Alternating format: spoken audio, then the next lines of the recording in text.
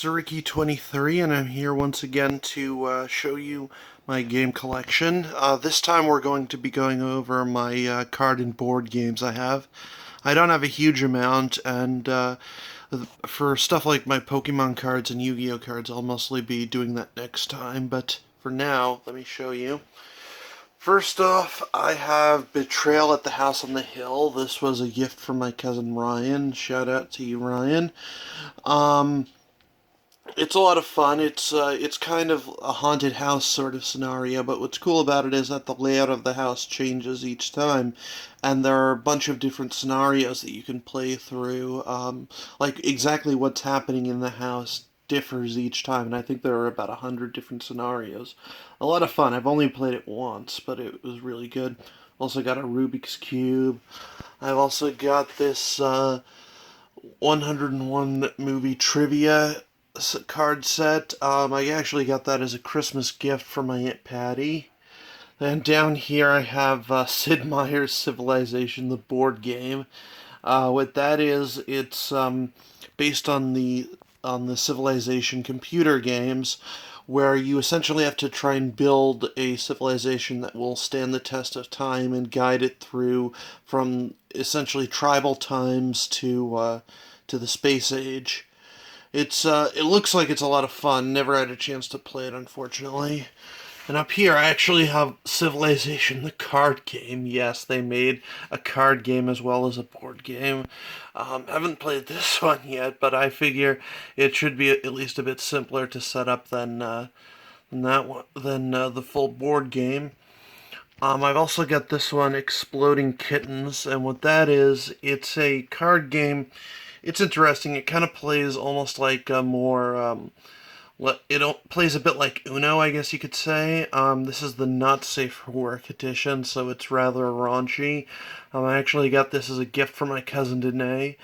Shout out to you, Danae. Then down here I've got Munchkin. I picked that up at a thrift store for about $1.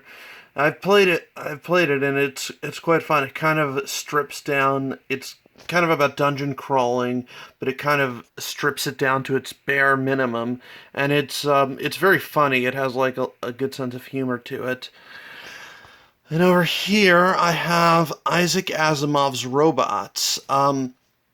This is a game that's based off of the works of Isaac Asimov. In particular, it's very much an adaptation of his robot detective novel, The Caves of Steel. And this is actually a VHS board game where you would play a video, and essentially every once in a while in the video, the detective character will pick up a clue sort of off screen, and when that happens you draw a card, and depending on what combination of cards you get depends on what the outcome is and stuff like that. It's a lot of fun. Over here I've got the Battletech Compendium. That's for the tabletop miniatures game Battletech, where you essentially fight with giant walking robots. I've never actually played this game before, but I found this at a used bookstore once, and I thought it was cool. Speaking of tabletop mini games, this one I just got recently. It is, hold on. It is Warhammer Age of Sigmar. Warhammer is a fantasy tabletop role-playing game, not role-playing, tabletop mini-game where you collect, paint, and play with the various minis. And this is the starter set for Age of Sigmar. I actually got the little mini here that I put together. It's cool. It needs to be painted, though, but yeah. Aside from that, I also have this Yu-Gi-Oh thing. I don't actually use it to store cards. I mostly use it for, because it looks cool, I think. But, yeah. Over here, I have this Pokemon trading card game box. This would have been a starter box back in the day. Very cool. I don't actually use it to store Pokemon cards. But, yeah. Then over here, I have this one called Feudal, and it kind of plays like a more complex version of chess. It plays a bit like a tabletop mini game, and it's part of a series called Bookshelf Games. The idea being is that they were games that you could very easily store on a bookshelf and would look nice.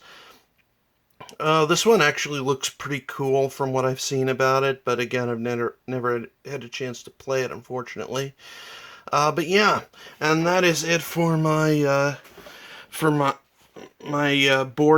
card and board game collection. Again, this is kind of a shorter video this week.